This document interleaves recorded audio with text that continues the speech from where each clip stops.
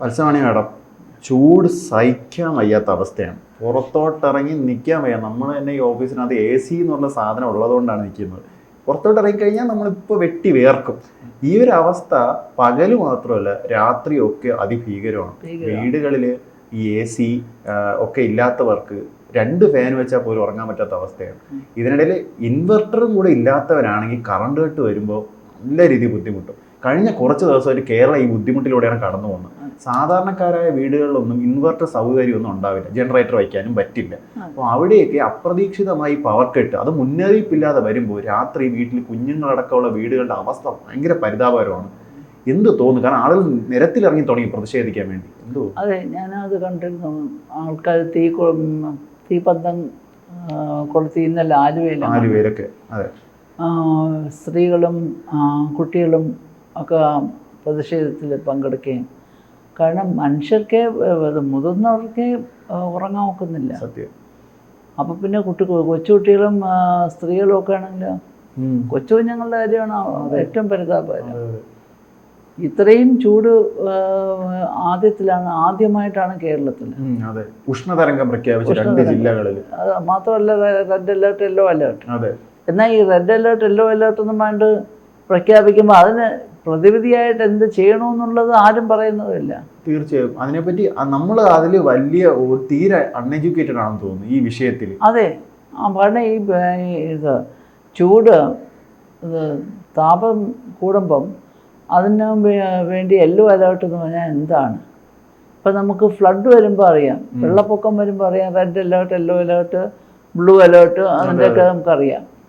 പക്ഷേ അതിൻ്റെ വിപരീതം വരുമ്പം എന്താണ്? എവര് TV-യിൽ റെഡ് അലേർട്ട്, യെല്ലോ അലേർട്ട് പ്രഖ്യാപിച്ചു എന്ന് പറയും. എന്താണ് റെഡ് അലേർട്ടും യെല്ലോ അലേർട്ടും? അത് ജനങ്ങളെ പറഞ്ഞ് മനസ്സിലാക്കി കൊടുക്കണം. സാധാരണക്കാർക്ക് ഇതിനെ പറ്റിയൊന്നും യാതൊരു ആർക്കും അറിവുണ്ടാവില്ല. എത്രത്തോളം കൂടിയ ചൂടാണ് വരുന്നത്, അത് വരുമ്പോൾ ഉണ്ടാകുന്ന പ്രശ്നങ്ങൾ എന്താണ്? ഇന്നലെ തന്നെ 2 പേര് മരിച്ചു. 2 പേര് മരിച്ചു. ഒരാൾ ഒരു വയോധിക, മറ്റാണെങ്കിൽ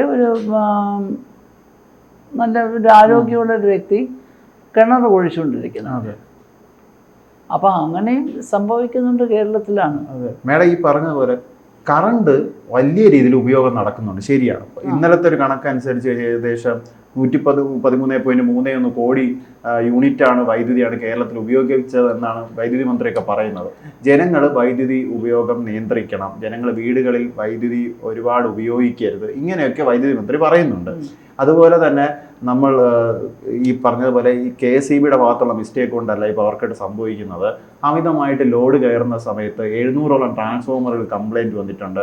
പെട്ടെന്ന് ലോഡ് കയറുമ്പോൾ ഓട്ടോമാറ്റിക് കട്ടായി പോകുന്നുണ്ട്. ഇതൊക്കെ കുറയ്ക്കാൻ വേണ്ടി വൈദ്യുതി ഉപയോഗം കുറയ്ക്കണം എന്നൊക്കെ പറയുകയാണ്. പക്ഷേ ഈ ചൂട് സമയത്ത് ഇതെങ്ങനെയാണ് ഈ രാത്രി പ്രാക്ടിക്കലാവുന്നത് എന്നുള്ളതാണ്. ഞാൻ പറയാം, സാധാരണ ജനങ്ങൾ, ഞാൻ പല സാധാരണമായിട്ടുള്ള ആൾക്കാർ, ഓഫീസിൽ സ്റ്റാഫ് വഴി അവരുമായിട്ട് ഞാൻ സംസാരിക്കുമ്പോൾ അവരുടെ വീട്ടിൽ ആകെയുള്ള 2 ഉപകരണങ്ങളാണ്. ഒന്ന് മിക്സി, ഒന്ന് ഫ്രിഡ്ജ്, പിന്നെ ഫാൻ. ഇത് മാത്രമേ മിക്ക വീടുകളിലും ഉണ്ടായിരുന്നിട്ടുള്ളൂ. ഇപ്പം നമുക്കറിയാവില്ല. ആ ഒരു വ്യവസ്ഥയിലാണ് അവരുടെ ജീവിതം. അവരുടെ വീട്ടിൽ AC ഇല്ല, വാഷിംഗ് മെഷീൻ ഇല്ല, EV വെഹിക്കിൾ ഇല്ല, അതൊന്നുമില്ല, മൈക്രോവേവ് ഇല്ല. ഇതൊക്കെയാണ് ഏറ്റവും കൂടുതൽ കറണ്ട് ഇതൊന്നും ഇല്ലാത്ത അവസ്ഥയിലാണ് അവർ കഴിയുന്നത്. അപ്പം എല്ലാവരും കൂടെ, ഈ പൊതുജനവും എല്ലാവരും കൂടെ വരുമ്പോഴത്തേക്കാണ് ഇത്രയും കറണ്ട് കൂടുന്നത്. പിന്നെ മിഡിൽ ക്ലാസ്സും അപ്പർ മിഡിൽ ക്ലാസ്സും അവർക്കാണെങ്കിൽ അഫോർഡ് ചെയ്യാൻ നോക്കും.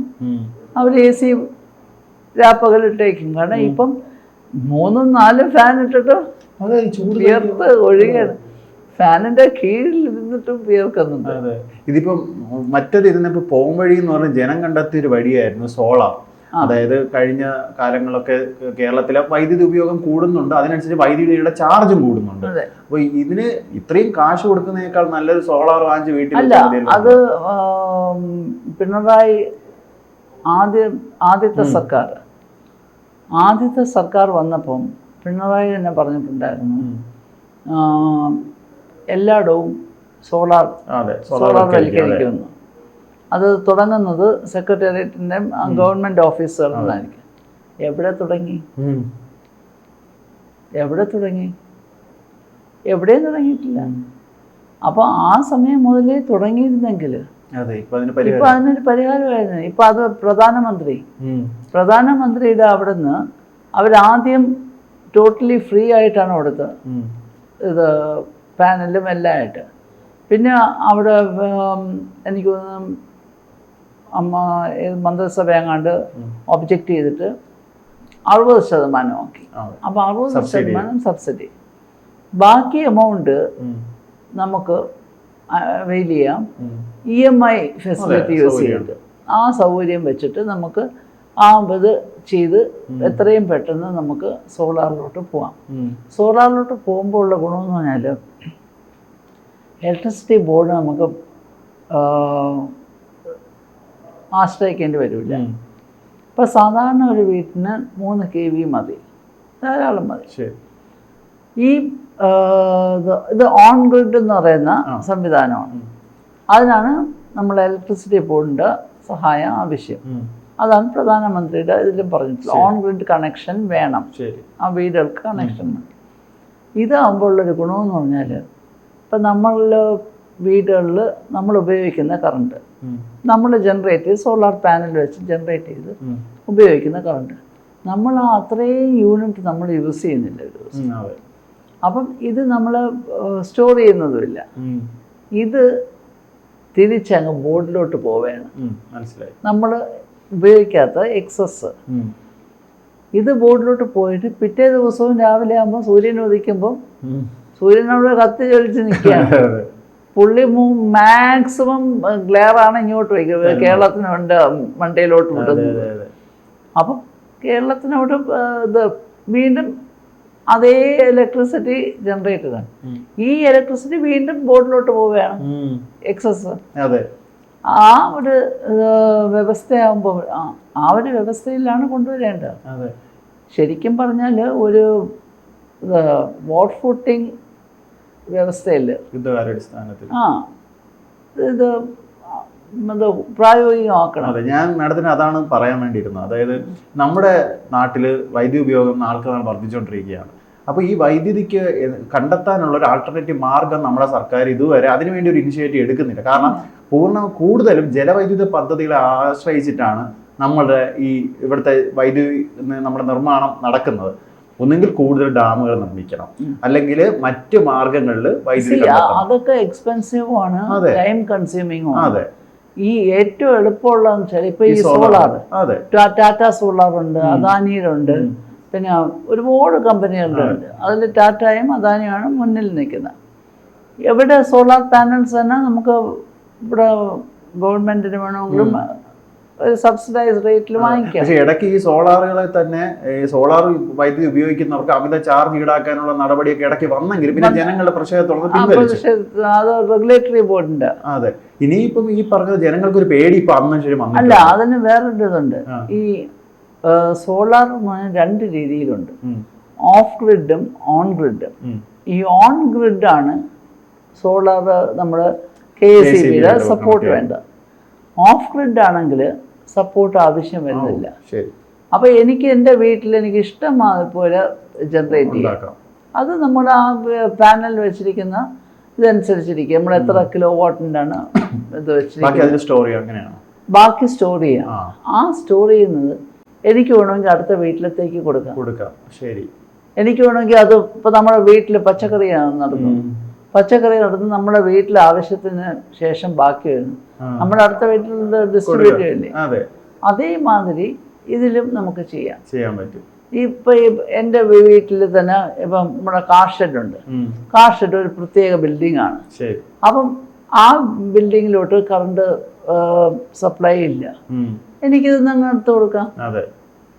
അവ എൻ്റെ ഇഷ്ടമാണ്, എളുപ്പമാണ്. അതൊരു പിന്നെ അതില് KSEBയോ സർക്കാരിനോ ഒന്നും പറയാൻ ഒക്കില്ല. അത് ഇതൊക്കെ അവര് ഈ പറഞ്ഞാൽ ഇങ്ങനെ നമ്മൾ ഓഫ് ഗ്രിഡിലോട്ട് മാറുമ്പോൾ നമ്മുടെ നിലവിലെ സർക്കാരിന്റെ സംവിധാനം അനുസരിച്ച് അവിടെ നമുക്ക് പണി തരാനുള്ള സാധ്യതകളുണ്ടോ? അല്ല, ഒരു പണി തരാനുള്ള സംവിധാനമല്ല.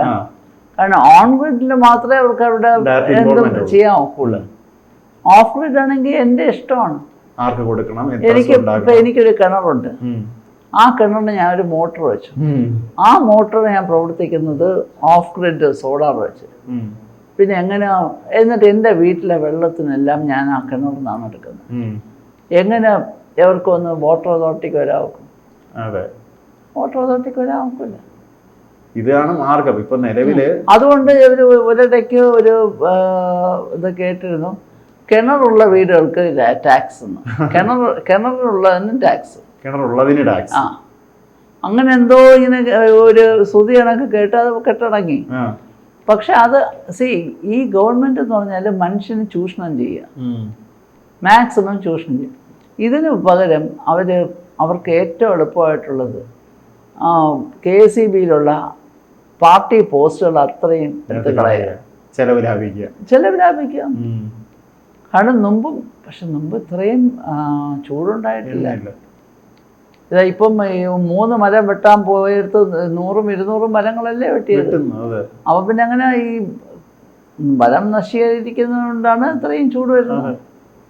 മരങ്ങൾ കുറയുന്നു, അതനുസരിച്ച് ചൂട് കൂടുന്നു. ഗ്ലോബലി തന്നെ, ലോകാടിസ്ഥാനത്തിൽ തന്നെ ഗ്ലോബൽ വാർമിംഗ്. അതിൽ ഇന്ത്യയാണ് അതിന്റെ ഏറ്റവും മുൻനിരയിൽ നിൽക്കുന്നത്. ഈ പറഞ്ഞതുപോലെ മാഡം, കാലം മാറും, അതനുസരിച്ച് നമ്മുടെ നീഡും കൂടും. അപ്പൊ ഇത് നമ്മൾ മനസ്സിലാക്കിക്കൊണ്ട് സർക്കാർ സംവിധാനങ്ങൾ ജനങ്ങൾക്ക് വേണ്ടിയിട്ടുള്ള അപ്ഡേറ്റഡ് ആയിട്ടുള്ള ടെക്നോളജീസ് കൊടുക്കുക. ഞാനൊരു കാര്യം പറഞ്ഞോട്ടെ. ഇപ്പൊ ഈ ഇടയ്ക്ക് വീടുകൾ വയ്ക്കുമ്പോൾ അതിന് മഴവെള്ള സംഭരണി വേണമെന്ന് നിർബന്ധമാക്കിയിരിക്കുകയാണ്. മഴവെള്ള സംഭരണിയും കൂടെ നമ്മൾ ഇതിൽ പ്ലാനിൽ കാണിക്കണം. എന്തുകൊണ്ട് അവർ സോളാറും കൂടെ അങ്ങനെ ആക്കുന്നില്ല? ശരിയാണ്, സോളാറും കൂടെ വയ്ക്കണം. അപ്പൊ സോളാർ വയ്ക്കുമ്പോഴുള്ള ഗുണമെന്ന് പറഞ്ഞാൽ ഈ വൈദ്യുതി റിലയൻസ് മറ്റേ റിലയൻസ് നമ്മളുടെ ആശ്രയം അത്രയും കുറഞ്ഞ കിട്ടും KSEBയിലോട്ട്. പിന്നെ ഏറ്റവും കൂടുതൽ കറണ്ട് ആവുന്നത് വൈകുന്നേരങ്ങളിലാണ്. ആ സമയത്തുള്ള കറണ്ട് ബോർഡിനായിട്ടുള്ള ബേർഡൻ കുറഞ്ഞു കിട്ടും. ശരിയാണ്. കാരണം ഒന്നാമത് ഇപ്പോൾ ഭയങ്കര ചൂട്. ഈ ചൂടിൽ നമ്മുടെ ഫ്രിഡ്ജിനകത്ത് വെച്ചിരിക്കുന്ന വെള്ളം കുടിച്ചാലും ദാഹം തീരുന്നില്ല. അതുകൊണ്ട് അങ്ങനെ എന്തെങ്കിലും ഇത് വളരെ അർജന്റായിട്ട് ഗവൺമെന്റ് ആലോചിക്കണം, അത് ചെയ്യണം, നടപ്പിലാക്കണം. ഇപ്പോൾ നമ്മുടെ ഈ വളരെ ചെറിയൊരു ചർച്ചയിൽ നമ്മൾ ഇത്രയും പോയിന്റുകൾ പറഞ്ഞു. മാഡം സോളാർ യൂസ് ചെയ്യുന്ന ഒരാളായതുകൊണ്ട് മാഡത്തിന്റെ എക്സ്പീരിയൻസിൽ നിന്നൊക്കെ നമ്മൾ ഈ വീഡിയോ കാണുന്നവർക്ക് ഒരുപാട് ഇൻഫർമേഷൻസ് പാസ് ചെയ്യാൻ നമ്മളെ കൊണ്ട് സാധിച്ചു. ഇതിൻ്റെയൊക്കെ ഒരു 1% സർക്കാർ ചിന്തിച്ചാൽ തന്നെ ജനങ്ങൾക്ക് വലിയ രീതിയിൽ സബ്സിഡി നിരക്ക് ഇത് എത്തിച്ച് ഇപ്പോഴത്തെ കറണ്ട് ഉപയോഗം കുറയ്ക്കാൻ പറ്റും. അല്ലാതെ ഇപ്പോൾ വൈദ്യുതി വകുപ്പ് മന്ത്രിയും ബോർഡും ആവശ്യപ്പെടുന്ന പോലെ, സർക്കാരിനോട് ആവശ്യപ്പെടുന്ന പോലെ പവർ കട്ട് കൊണ്ടുവന്നേ പറ്റൂ, ലോഡ് ഷെഡിങ് കൊണ്ടുവന്നേ പറ്റൂ എന്ന് പറഞ്ഞു. ലോഡ് ഷെഡിങ് ഒന്നും കൊണ്ടുവരേണ്ട. പക്ഷെ ഇതില് പിന്നെയും കമ്മീഷനും പ്രശ്നങ്ങളും ഉണ്ട്. അവിടെയാണ് പിന്നെയും പ്രശ്നങ്ങൾ. നമ്മളൊരു സർക്കാരിനെ തെരഞ്ഞെടുക്കുന്ന എപ്പോഴും ജനങ്ങൾക്ക് ബുദ്ധിമുട്ടുണ്ടാകേണ്ട കാര്യങ്ങളെ ഏറ്റവും ഹിതമല്ല ഈ സർക്കാർ നോക്കുന്നത്. ഇപ്പൊ എന്തായാലും ജനങ്ങൾക്ക് വേണ്ടി ജനങ്ങളെ മനസ്സിലാക്കി ഭരിക്കുന്ന നടപടികളുമായി സർക്കാർ മുന്നോട്ട് പോട്ടെ. ചൂട് കൂടുന്നത് നമ്മുടെ കയ്യിലല്ലെങ്കിലും അതിനെ പ്രതിരോധിക്കാനുള്ള വഴികൾ നമ്മുടെ കയ്യിലുണ്ട്. അത് നമ്മൾ സർക്കാരും ഉപയോഗിക്കുന്ന ഒരു കാലം വരട്ടെ. ജനങ്ങളുടെ ആവശ്യമാണ്. Thank you madam.